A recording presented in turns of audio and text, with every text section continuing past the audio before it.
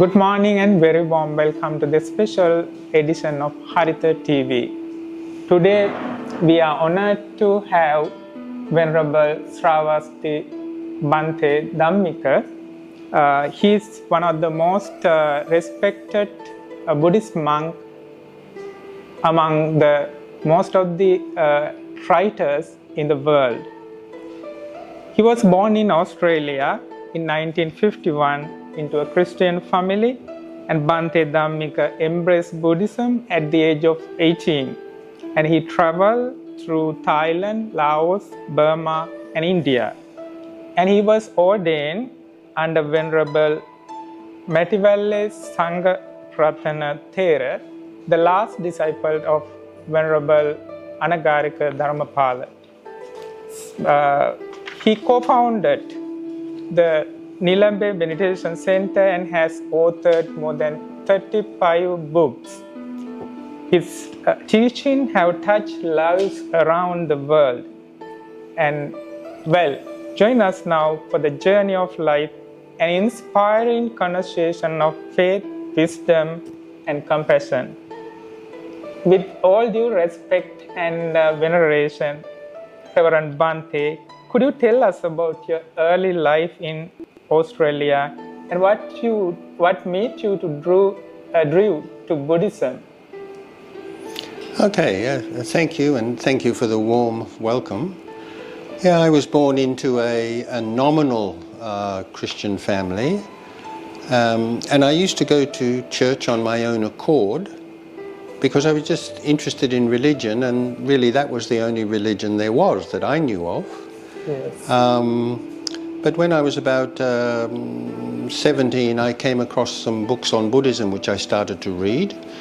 And then so by the time I was about 18 or 19, I'd read enough of Buddhism that I came to think of it, if that's a religion, then that's for me. Okay. So it was mainly through books. There wasn't any Buddhist society or the very small Buddhist groups in those days. So my introduction to Buddhism was basically through reading. Well, thank you. And how did your journey through Thailand, Burma and India shape your spiritual outlook? Well, in 1973, I went to Thailand with the intentions of becoming a monk. Yes. I met a man who had been a monk for many years, and he introduced me to his friends, monks and what have you. So I visited temples and what have you.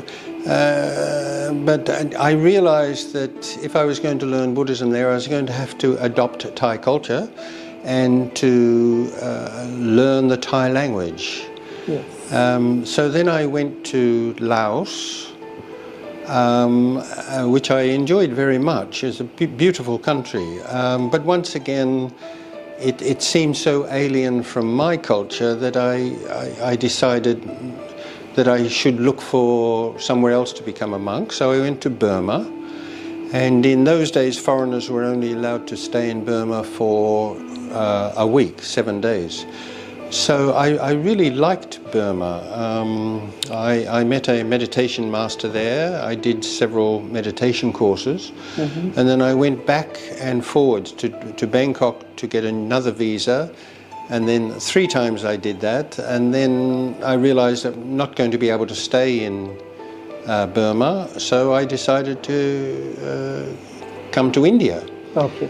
And then, of course, then you discover, even though the Buddha was born in India, there's not much Buddhism in India today. Mm-hmm. So I basically spent a lot of time. I did yoga. I met various people and etc.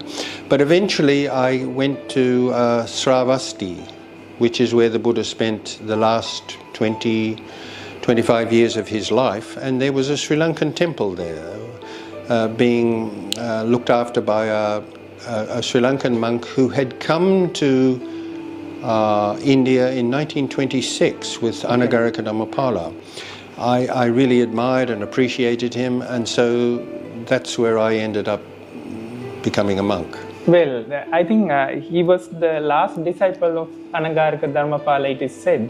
And what were your inspiration in under be ordained of as a bhikkhu by this Matiwala Sangha Ratana Thera? Well, I couldn't become a bhikkhu because there weren't enough senior monks there, so I became a samanera. I already knew something about Anagarika Dhammapala's life, and I was quite inspired by it. He was a very energetic person. He spent a great deal of his time and effort and ingenuity promoting Buddhism at a time which was a rather dark period for Buddhism. And my teacher, Venerable Matiwala Sangharatana, he had never lost his enthusiasm for Anagarika Dhammapala's work. So he told me lots of stories about Dhammapala which further inspired me. So that's when I really had a sort of an insider's stories about Anagarika Dhammapala, and that inspired me a great deal. Okay, right. Thank you. And what message guided you during those early years of seeking truth during that time? I don't know that there was a message, but there was this desire to become a monk, to live as the Buddha taught, and to practice the Dhamma. That was the main thing. Okay. Now, it is heard that you first visited Sri Lanka in 1976. And what made you to visit Sri Lanka, and what was your impressions about this country then? Well, after I became a monk, a samanera, Venerable Matiwala Sangharatana told me he really couldn't provide me with the education that I needed. Okay. Sravasti in those days was a very isolated place. Even getting some decent food was difficult. Yes. So he advised me to go to Sri Lanka. So he had a good relationship with Venerable Baddhigama Wimalawansa at the Odipansala, or the Sri Lanka Vidyalaya in Maradana. Yes. So I went to Sri Lanka, and they already knew that I was coming, and so they accommodated me, looked after me, and that's when I started my experience of Sri Lanka. And of course at that time Mrs. Banralaka's government had been in power for about 7 years, and I mean the country was in a mess. Okay. You couldn't get food, so my first impressions were of a country very much in the doldrums. But I had the good fortune of having a good Pirivana education, and generally I took to the Sri Lankan life in some ways. Thank you. And one of the remarkable things in your life is that starting of Nilambe Meditation Center. And how did that begin? And what was your vision for that?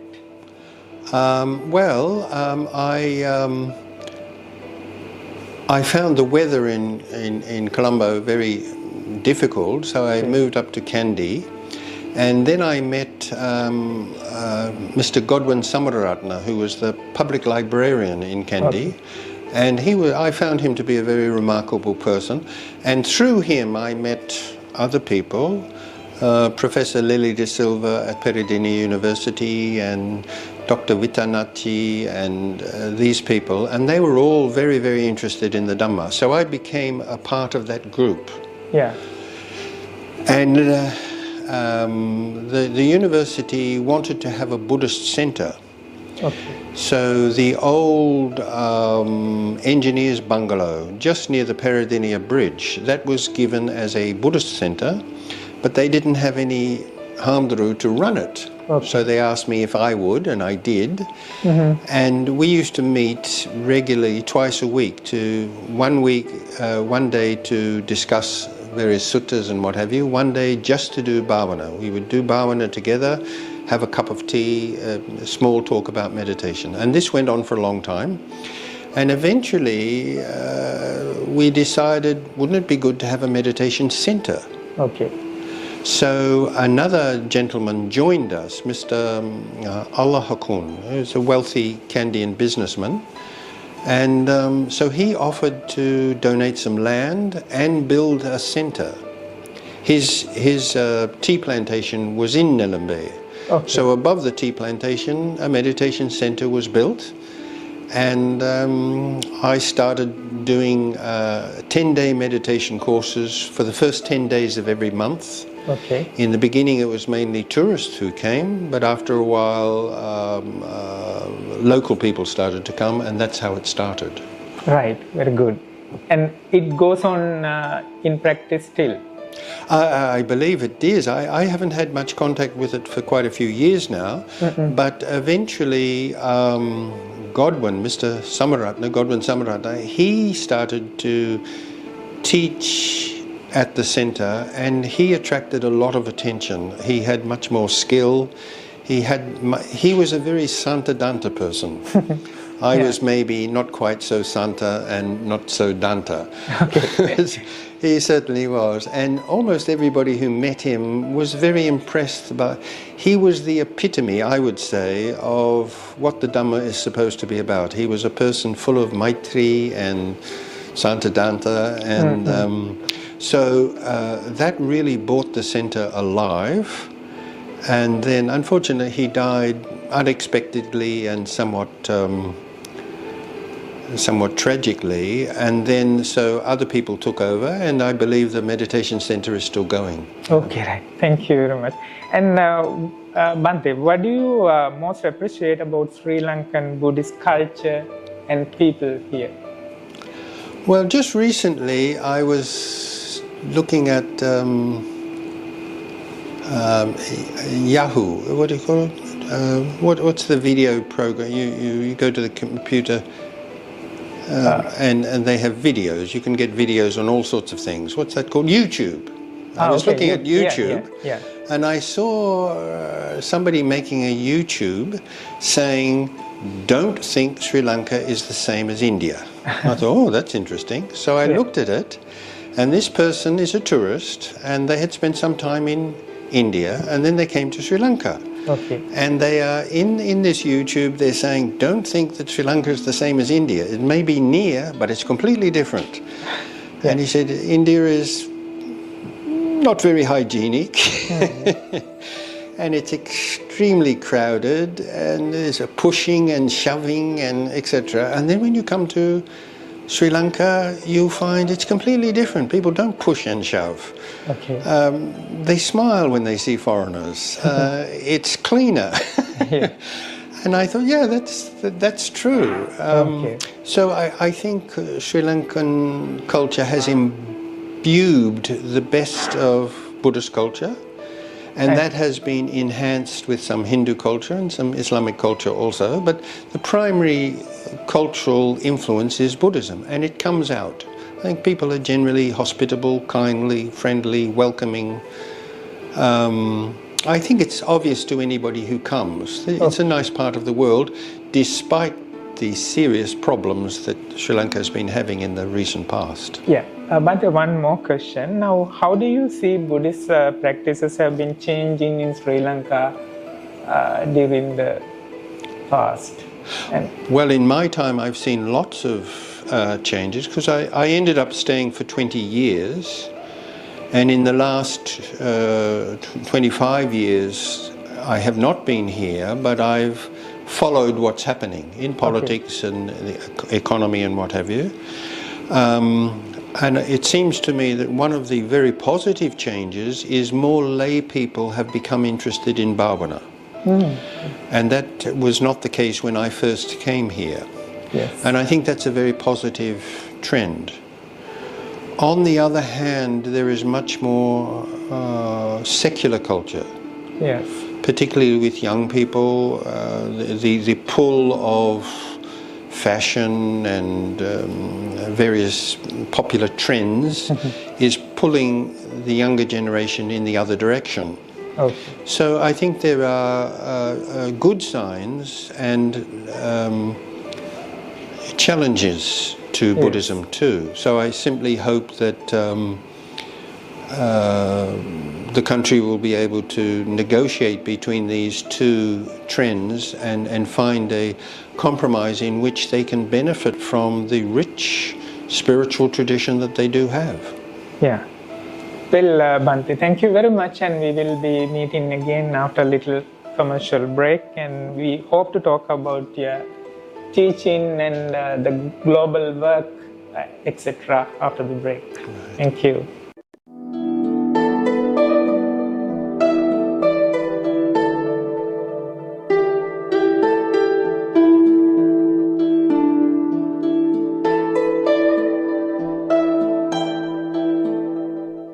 චින්ච මානවිකාවගේ කතාවස්තුව අප මහා බුදුරජාණන් වහන්සේ බුද්ධත්වයෙන් අනතුරුව ජේතවනාරාමේ වැඩ සිටින සමයෙහි බුදුදහම කෙරෙහි ජනතාව තුළ ඇති වූ ආකර්ෂණය සහ ගෞරවය තරාගත නොහැකි වූ අන්‍යාගමිකයන් බුදුන් වහන්සේට අපහාස කිරීම සඳහා කුමන්ත්‍රණයක් කළ අතර ඒ සඳහා චින්ච මානවිකාව නම් කාන්තාව යොදාගත්හ. ඇය ගැබිනියක් ලෙස වෙස්වලාගෙන සෑම සවසකම මිනිසුන්ට පෙනෙනසේ බුදුන් වහන්සේ වැඩ සිටින සුවඳ කුටිය දෙසට ගමන් කළාය. මාස කීපයකට පසු ඇය පිරිසක් ඉදිරියේ පෙනී සිටිමින් බුදුන් වහන්සේ තමනට දරුගැබක් ඇති කළ බවට චෝදනා කළාය. මේ චෝදනාව අසා සිටි බොහෝ දෙනෙක් බුදුන් වහන්සේ කෙරෙහි විශ්වාසය බිඳී කිය සිත් ඇති කරගත් අතර මේ හේතුවෙන් මහත් වූ කලබලයක් ඇතිවිය. බුදුන් වහන්සේ නිහඬව සිටි අතර කිසිදු පිළිතුරක් නොදුන්හ. එවිට ශක්‍ර දෙවියන් මේ සිදුවීම දිවසින් දැක චින්ච මානවිකාවගේ වංචාව හෙළිතරව් කිරීමට පියවර ගත්තේය. ශක්‍ර දෙවියන් මීයන් දෙදෙනෙකුගේ ස්වරූපයෙන් පැමිණ දරු ගැබක් මෙන් පෙනෙනසේ ඇගේ කුසට තබා බැඳ තිබූ දැවමිටියෙහි ලනුව කපා තමා චින්ච මානවිකාවගේ අභූත චෝදනාව සියලු දෙනාටම පෙනෙන්නට සලස්වන ලදී. තාවකාලිකව යටපත් කළ හැකි වුවද කෙදිනක හෝ සත්‍යය ජයගන්නා බව බුද්ධ චරිතයේ සඳහන් වන චින්ච මානවිකාවගේ කතාව අප වෙත දෙන පණිවුඩයයි.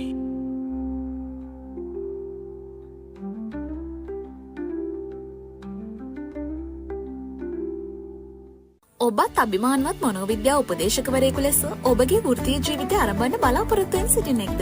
එසේනම් මෙන්න ඔබට වටිනා අවස්ථාවක්. දශක 4කට වැඩි කාලයක් වෘත්තීය අධ්‍යාපනයේ ප්‍රමුඛ ආයතනය වන ගංගාරාමයේ ශ්‍රී ජනරත්න වෘත්තීය පුහුණු මධ්‍යස්ථානය මගින් මෙහෙයවනු ලබන මනෝවිද්‍යාව සහ උපදේශනය පිළිබඳ ඩිප්ලෝමා පාඨමාලාව ත්‍ෘතීක හා වෘත්තීය අධ්‍යාපන කොමිෂන් සභාවේ අනුමත විෂය නිර්දේශයක් සහිත ඩිප්ලෝමා පාඨමාලාවකි. පාඨමාලාව සාර්ථකව අවසන් කරන සියලුම ශිෂ්‍ය ශිෂ්‍යාවන්ට ජාතික මට්ටමේ පිළිගන්නා සහතික පත්‍ර දෙකක් හිමිවේ. මනෝවිද්‍යාව හා උපදේශනයේ ශාස්ත්‍රීය වෘත්තීය දැනුම සහ පළපුරුද්ද ඇති විශ්වවිද්‍යාල කතිකාචාර්යවරුන් සහ වෘත්තීය ප්‍රවීණයන්ගෙන් සමන්විත ආචාර්ය මණ්ඩලයක් යටතේ දේශන පැවැත්වේ. ඔන්ලයින් හා පන්ති කාමර දේශන පැවැත්වේ. Zoom ඔස්සේ පැවැත්වෙන දේශනවල පටිගත කිරීම ලබා දෙනු ඇත. පාඨමාලා කාලය මාස 12යි. පාඨමාලා ගාස්තුව 70500යි. මෙම දැන්වීමේ WhatsApp ලින්ක් එක හරහා ලියාපදිංචි වන සිසුන්ට පාඨමාලා ගාස්තුවෙන් 25000ක විශේෂ වට්ටමක්. වට්ටම සහිත පාඨමාලා ගාස්තුව රුපියල් 45500යි. ලියාපදිංචි ගාස්තුව රුපියල් 5000යි. ඔබත් දැන්ම ලියාපදිංචි වී අප හා එක්වන්න. ගංගාරාමයේ ශ්‍රී ජනරත්න වෘත්තීය පුහුණු මධ්‍යස්ථානය කොළඹ 2. 074 211 18 0112 38 66 38 011244 0273. ලක්ෂ 25ක් වටිනා කෝඩින් දැනුම ඔබේ දරුවාට නොමිලේම ලබා දෙන තැන DP Education coding පාසල.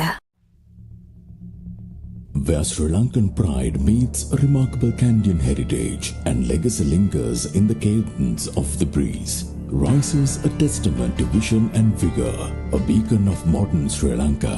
A city within the city, Kandy City Centre.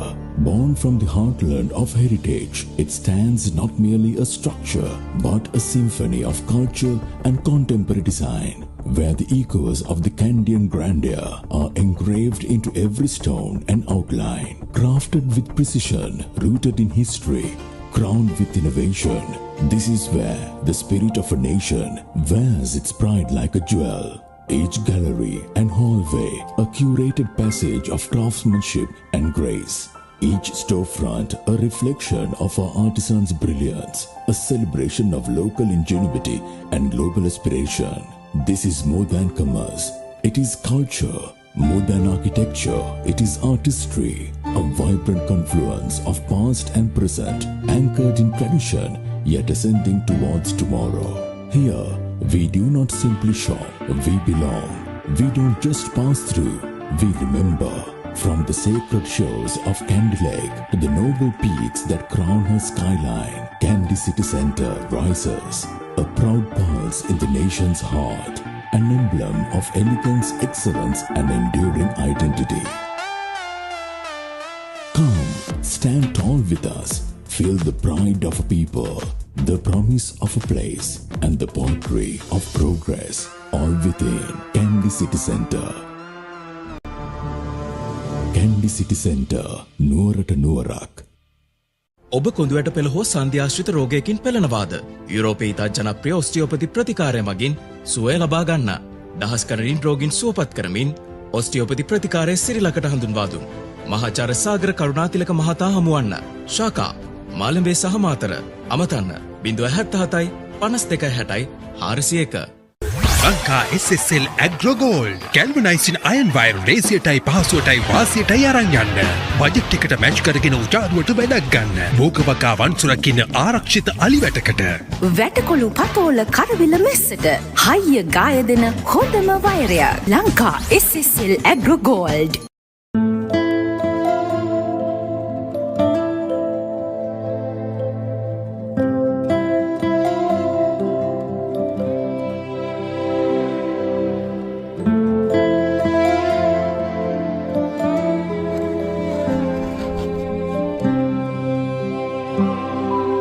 මම පුතා හැදුවේ මලක් වගේ.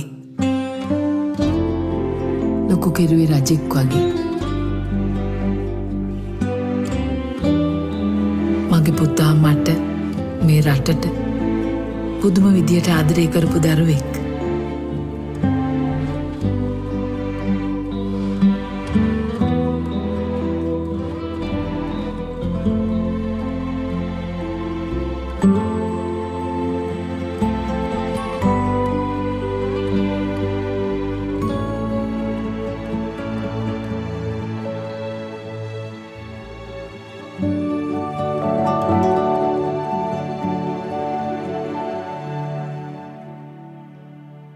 ඒත් ඒ පුතා දැන් නෑ. එයා දැන් වෙනස් වෙලා. එයා අපෙන් අයින් වෙලා. මගේ පුතා තනි වෙලා. එයාට ඉස්සර ලස්සන හීන ගොඩක් තිබුණා. ඒ දරුවා මේ රටට වටින්නේ නැද්ද? මේ අම්මගේ හිත රිද්දන්න එපා. ඔයාලට පුළුවන් නම් මගේ පුතා මට ආයිමත් දෙන්න.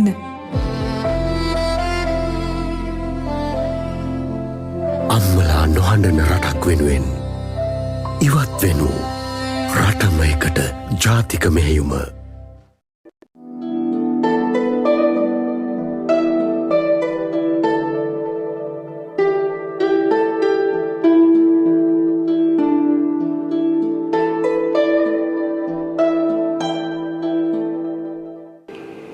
Well, we are once again with the journey of light. Today we are talking to Bhante Dhammika, the most venerable and most denounced Reverend Sir, who has authored more than 35 books. Well, the Lord Buddha, it is said in Pali, Tathagatasya paveditasya dhamma vinayo vivato virochati no patichanno. That means the Dhamma preached by the Buddha, when it is revealed to the world, that is brightened, whereas the Dhamma is hidden, that is been hidden forever. So I think highlighting that profound saying, Bhante, you have written 35 books. So it is a kind of a very inspiring act. Could you tell us about your book, especially about before that I would like to ask you, what inspired your starting the writing books? Well, that's a good question. I was not particularly good at grammar when I was at school. Yeah. And I'm not really very good at it now. But so I never really thought of writing. And then at one time for my own, an exercise for myself, I translated some Pali verses into English. And I put it away. And then one day I mentioned this to somebody and they looked at it and they said, "This is very good, why don't you publish it?" And I said, "I don't think anybody would be interested." Okay. And they said, "Maybe you're right, but why don't you send it to a publisher anyway?" Yeah. And I said, "Well, what a waste." He said, "Yeah, maybe it's a waste, but how much does it cost you? It only costs you one envelope and one stamp. And if they say no, doesn't matter, you haven't lost anything, but they might say yes." So I thought, well, that's a good idea. So I put the manuscript in an envelope. I sent it to the Buddhist Publication Society in Kandy, and they published it. So that's what gave me the confidence to write some more. But then at about that time, I was reading the Tipitaka very frequently and reading books on Buddhism. Yeah. And I often came across things which I was pretty sure was not correct. Okay. Or I came across a good book on Buddhism, but it didn't mention what I thought was important and which should be mentioned. So I think in the beginning, what inspired me to write was trying to clarify misunderstandings, which seem to be very common, and to look at aspects of the Dhamma that are not often looked at. So that's what, and I think that's what I still do. Most of my books are about aspects of Buddhism that don't get the attention that they deserve. Okay, excellent.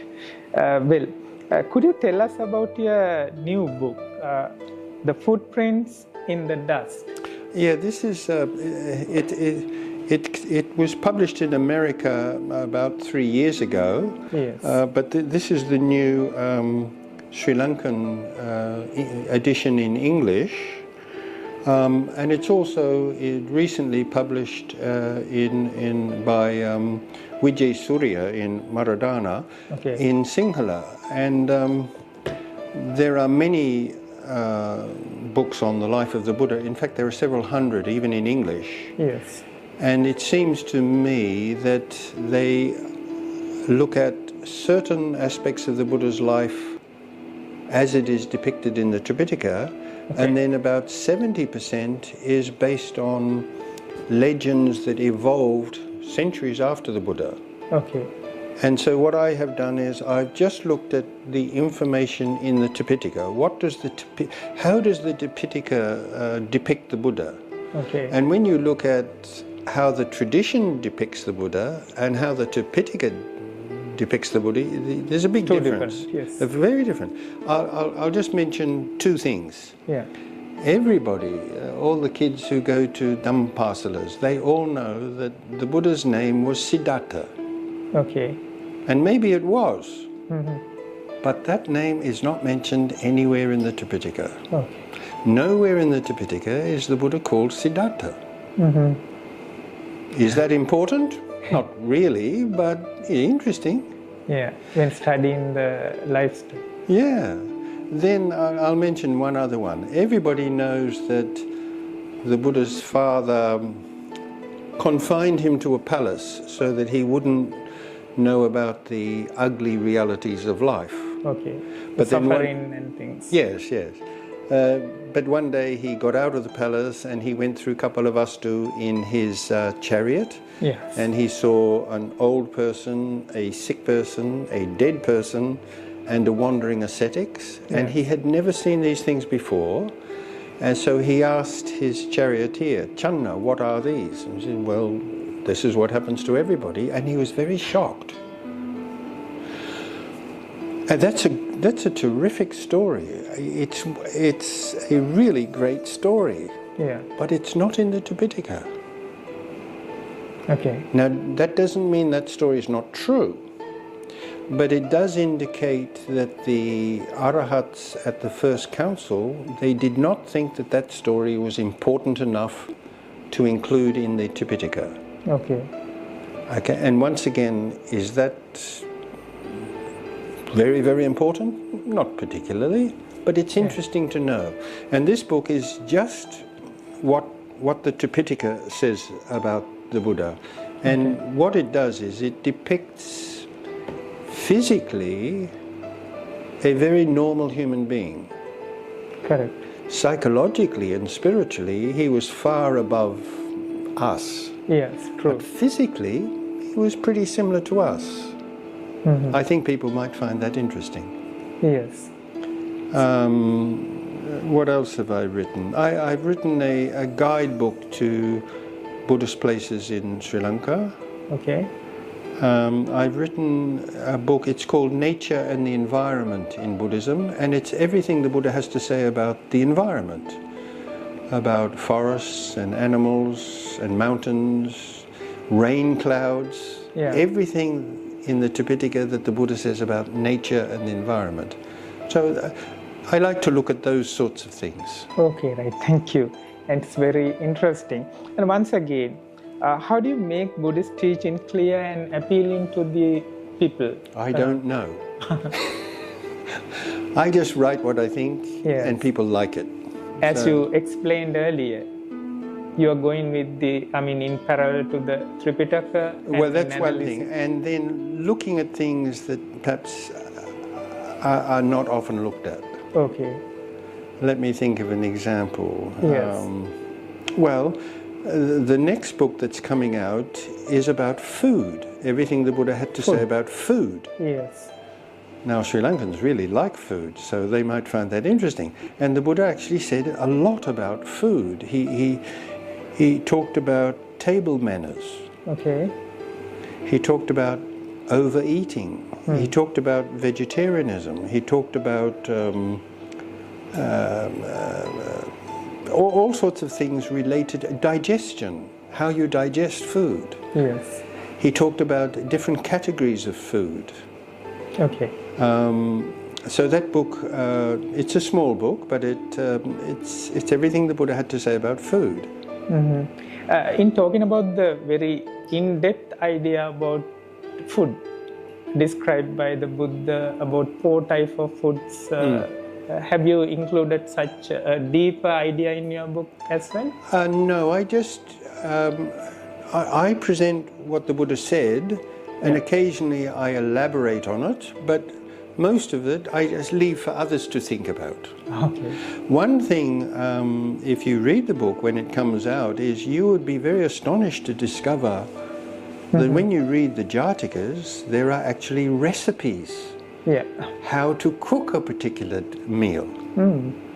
Which, is it important? No. Yeah. But it shows you that the Buddha had a fairly good knowledge of quite basic and ordinary things. Yeah. Yeah. Everything. Like So, for example, everybody in Sri Lanka knows about kiribat. yeah. And they think it is rice cooked in coconut milk. And in Sri Lanka, that's what it is. But in the Tipitaka, it's rice cooked with cow's milk, not coconut milk. Yeah. Shirapaya. That's correct. You're very correct. Yeah, you know a lot about these things. Well, Bhante, once again, and what role can television and media play sharing true Buddhist values today? How do you consider it? Well, and at the same time, do you think that media play a fair role in propagating Buddhism? Well, media has always had a role in propagating information. Okay. So in the past it was verbal, and then it was books, and it was art. Art is a form of media. In fact, just the other day I went to Deepadutta Vihara in Kotahena. Yes. I remember going there many years ago, but I went back just recently, and it is such a beautiful temple. Yeah. And using statues, okay. It depicts some Jataka stories, the life of the Buddha. So that would be an example of media being used to promote the Dhamma. Okay.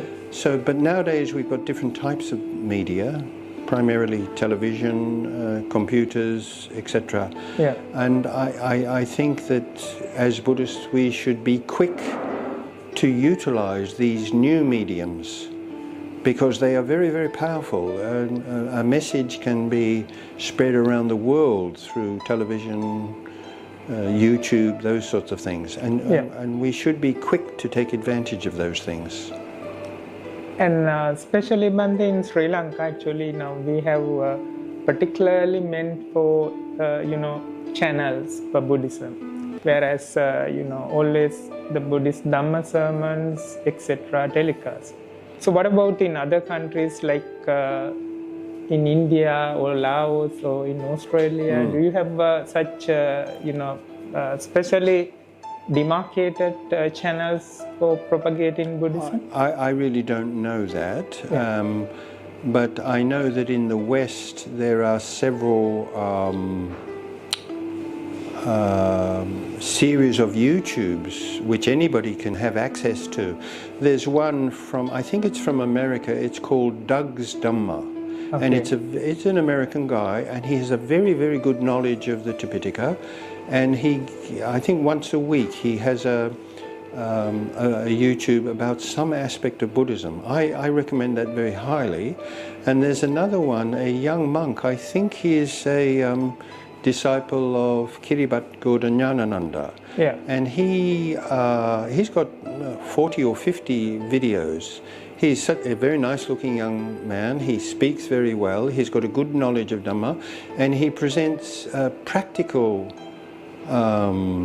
aspects of Dhamma that the average person can use. I'm sorry, I can't remember his name. Okay. Do you know who it is? No, I can't. I see. Anyway, if you go, he's a very pleasant looking person, and once again, I highly recommend them. There are others too. And then Achan Brahmawanso, also he has a very impressionable style where it's a sense of humour, once again, very good solid Dhamma. And looking at his videos, it looks like hundreds of thousands of people watch his videos. So can I ask more than watch my videos. Yeah. One additional question, like, using humour in Dhamma sermon, is it... humour? Yeah, humour in Dhamma sermon. Is it okay, or is it approachable? If you read in my book, I talk about the Buddha's sense of humour. Okay. Now, the Buddha did certainly have a sense of humour, but not to make people roar with laughter, but to make a smile on their face. Right. So... not to arouse lust or like... frivolity. Yeah. A little bit of lightness in a sermon, a little bit of expression of joy and a smile, I think that's quite acceptable. It seemed to be acceptable to the Buddha, so it should be acceptable to us. When I see a monk giving a sermon and he looks as if he's gone to a funeral, dukkha, anicca, anatta, everything is impermanent. Well, that's maybe not so inspiring. It's to be presentable always. Right. Okay.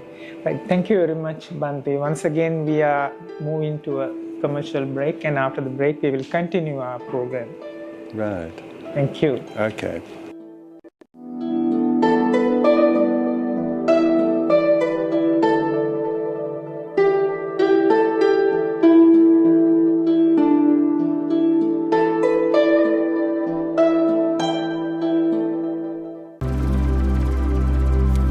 ශක්තිය පහසුවෙන් ආකර්ෂණය කරගත හැකි රන්, රිදී, තඹ, සුදුයියම්, යකඩ යන ලෝහ වර්ග පහම අඩංගු අංග සම්පූර්ණ පස්ලෝ සුරය සුරංගන නාම යටතේ දිවයින පුරා සියලුම ආයුර්වේද ඔස්සල් වලින් ලබාගත හැක.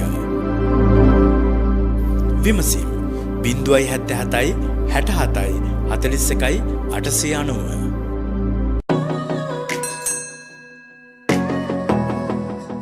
The Candor Shop brings to you the finest premium handmade chocolate with exquisite flavor.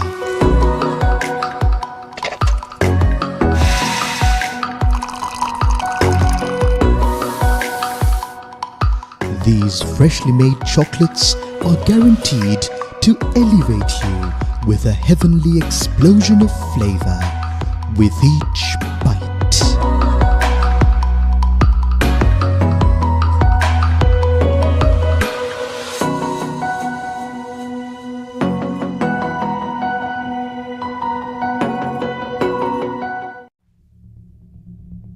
Where Sri Lankan pride meets a remarkable Candian heritage and legacy lingers in the cadence of the breeze, rises a testament to vision and vigor, a beacon of modern Sri Lanka, a city within the city, Kandy City Centre. Born from the heartland of heritage, it stands not merely a structure but a symphony of culture and contemporary design, where the echoes of the Candian grandeur are engraved into every stone and outline, crafted with precision, rooted in history, crowned with innovation.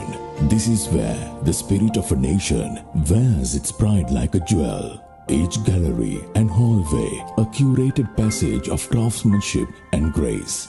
Each storefront a reflection of our artisans' brilliance, a celebration of local ingenuity and global aspiration. This is more than commerce. It is culture. More than architecture, it is artistry, a vibrant confluence of past and present, anchored in tradition, yet ascending towards tomorrow. Here, we do not simply shop, we belong. We don't just pass through, we remember.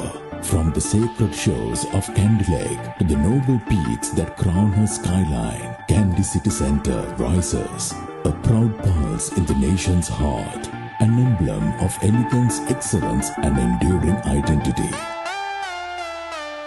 Come, stand tall with us, feel the pride of a people, the promise of a place and the poetry of progress, all within Kandy City Centre. Kandy City Centre, නුවරට නුවරක්. Software ඉංජිනේරුවෙකු ලෙස ජීවිතයේ ඉහළටම යන්න ඔබ මොරටුව විශ්වවිද්‍යාලය හා DP education ගෙනෙන පාඨමාලාවට අදම web අඩවියට යොමු වන්න.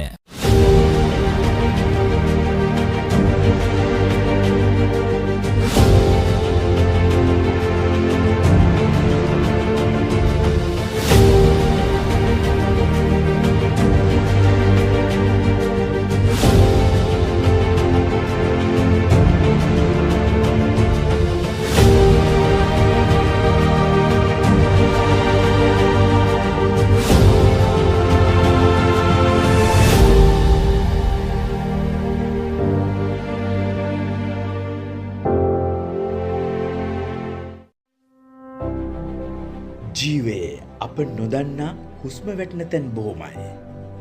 ඒ හුස්ම වැටෙන තැන්හි අප නොදන්නා ජීවීන් බොහොමයි. ඒ ජීවීන්ගේ අපට නෑසුණු බොහෝමයක් කතා සොයා යන අධ්‍යාපනික සහ ගවේෂණාත්මක අඩහෝරාව. Kingdom of Animal.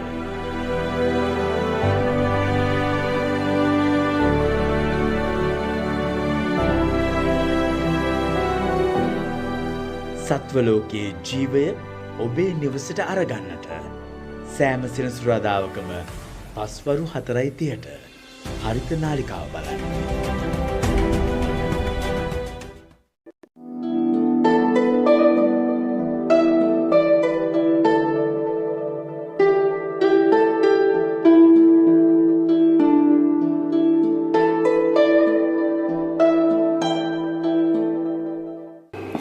Well, once again, we are with Journey of Light. We are once again with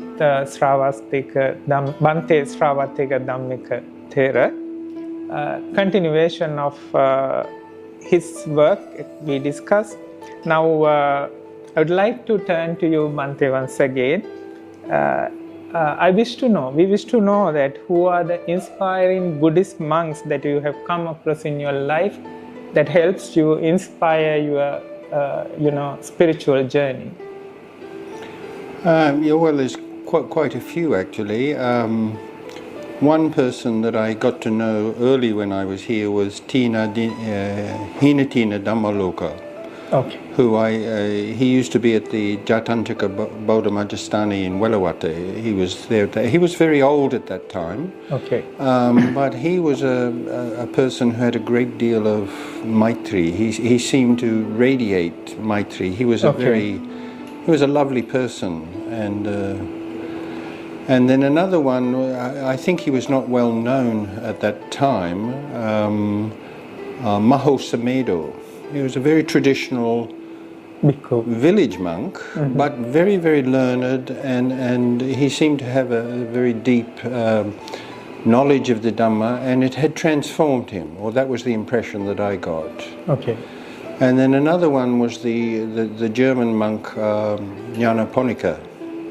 Of course, he had lived in Sri Lanka since the 1930s. Okay.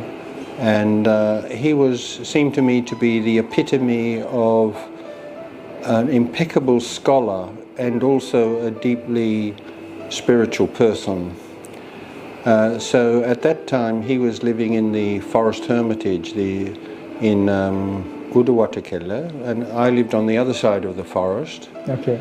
So I used to often visit him and talk to him.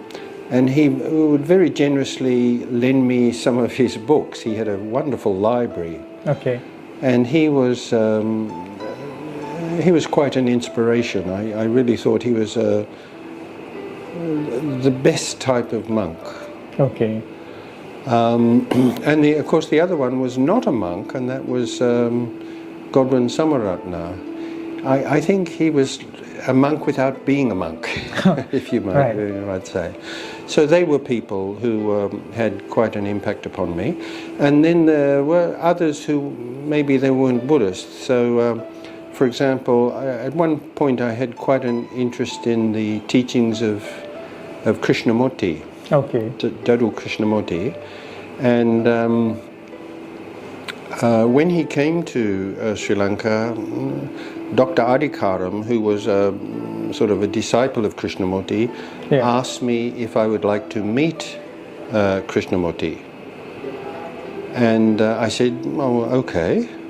So Krishnamurti had been put up in the state guest house. Right. So I went there. There were two other monks with me, and we had a talk with Krishnamurti for it was more than an hour. And I found him once again a very, very inspiring person. Okay. And I know that Krishnamurti at one point in his life said that he had never read a book on Buddhism. But I don't believe him. I suspect that he had read, I mean, as a theosophist, as a young man, he must have read books on Buddhism. But whatever it was, he did have some unique insights which I think any Buddhist could benefit from. Okay. And I think I benefited from some of Krishnamurti's ideas. Okay, that's all. Basically, what about other, foreign monks that you come across in your journey? No, I can't think of any. I mean, that's not to say that I haven't learned something from some, or that I haven't been inspired, but the ones that I think were primary in my experience were those ones. Well, how do you, Bhante, evaluate reaching the supreme bliss of Nibbana? And how do you see reaching Nibbana? Is it approachable in the modern day society? If it isn't, we're all wasting our time. Well.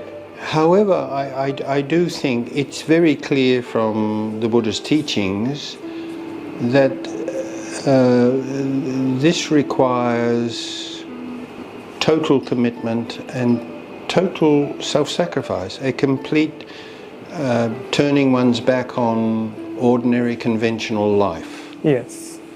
So somebody who does that, monks who live in aranyas and they spend weeks, months in silence and doing bhavana and having very little contact with others, I think they certainly can do that. But I think nowadays some monks give lay people the impression that you can have a car and a mortgage on a house, and you've got a job, and you've got 2 kids you're trying to get through the university, and you've got a quarrel with your neighbor, and you've got a court case against your boss, and you can attain nirvana. I don't think that's possible. I think it requires, I don't think you have to be a monk, but a radical change in your lifestyle is required. Yes. But that doesn't mean that an ordinary person with a 9-to-5 job cannot practice the Dhamma. Yes. I certainly do not believe that. Okay. Because right speech, right action, right livelihood, these pertain to ordinary living. So as a devout layperson, man or woman, you can still practice the Dhamma and lay the foundations for maybe later in life when you retire, or maybe in the next life you can move ahead. So I do believe that also. Okay.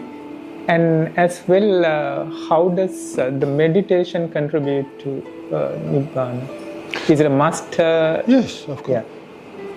But once again, I always say the Buddha did not teach the Noble One-Fold Path. He taught the Noble Eightfold Path. Yeah. So is meditation important? I would say it's essential.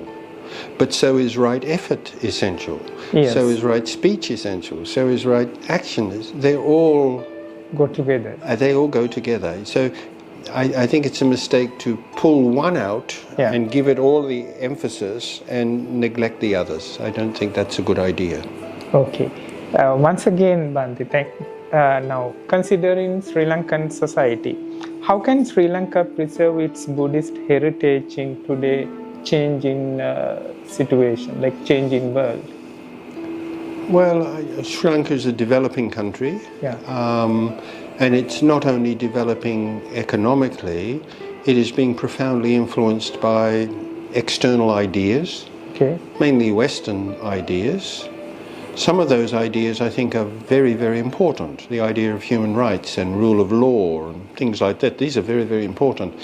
But there are aspects of Western culture which I would say is not helpful to the Dhamma. And so Sri Lanka is at that point in its development where you've got these two forces.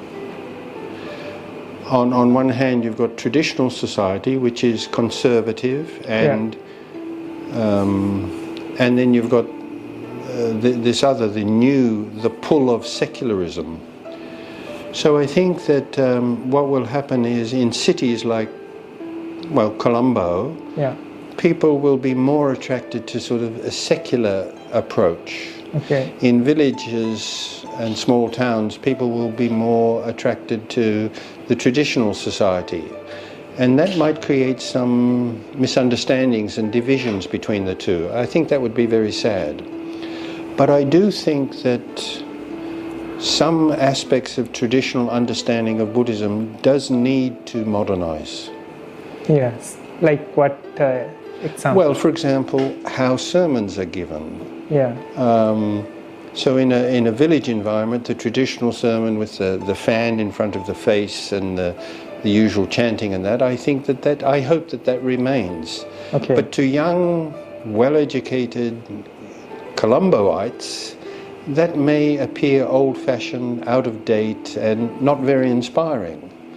So I think we need a group of monks who continue to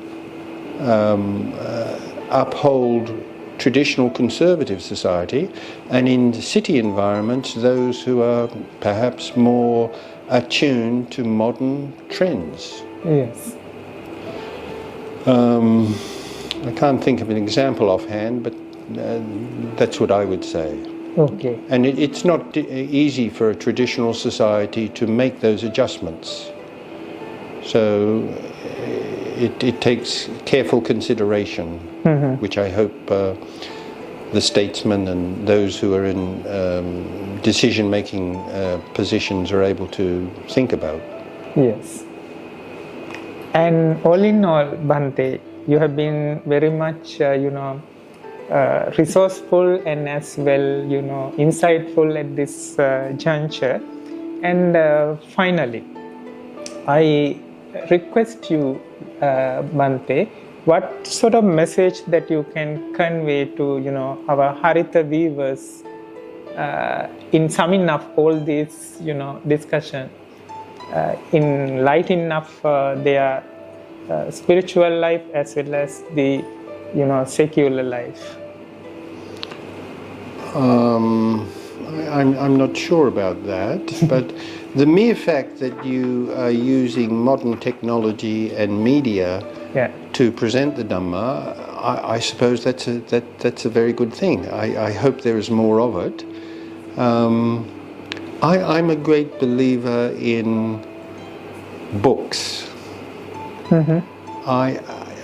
One thing I notice is when I was living in Singapore, I often used to go to Indonesia. Okay. And one thing, Buddhism is only a very minority religion in Indonesia, but it's very, very dynamic. Yeah. As soon as a new book on the Dhamma comes out in the West, they have it translated into Indonesian virtually immediately. They're very, very dynamic in absorbing the new research, new books on meditation. Yeah. They're really very good at that, and you get some of that in Sri Lanka too, but maybe more of an effort to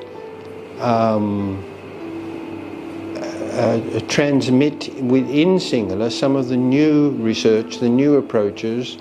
Once again, Achan Brahmawansos, I think many of his books are in Sinhala. He's a very popular speaker here. Yes. More of that, because he's not the only one. There is some venerable German monk, Analio. His writings are extremely interesting.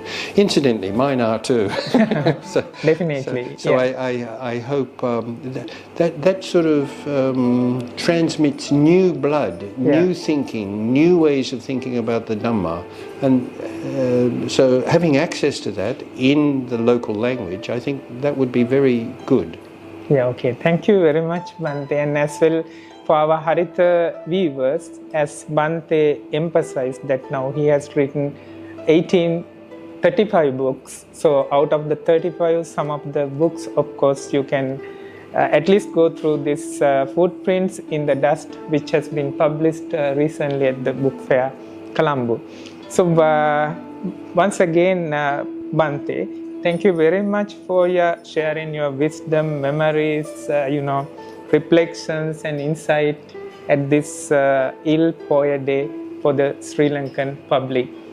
And as well, your journey from Australia to Asia, from learning to teaching, remind us that the path to peace and purification begin within ourselves. And as well, on behalf of Haritha TV, we wish you a blessed stay in Sri Lanka and constant strength in spreading the Dhamma worldwide. So we wish you once again a good health, life, and as well the stamina to continue this journey of spiritual journey for the final, the bliss of until the final bliss of Nibbana. So once again, we all, on behalf of Haritha TV, we all extend our heartfelt thanks to Mrs. Surekha Gardiner, the close devotee of Gangarame Temple, for sponsoring and making this program a success. And as well, our thanks deserved by Dr. Reverend Kirinde Asajithera for his kind guidance and continuous support to Haritha TV in all endeavors. At the same time, thank you for watching this journey of light with Bhante Dhammika, and may you all be well, peaceful and happy. Teruvan Saranai.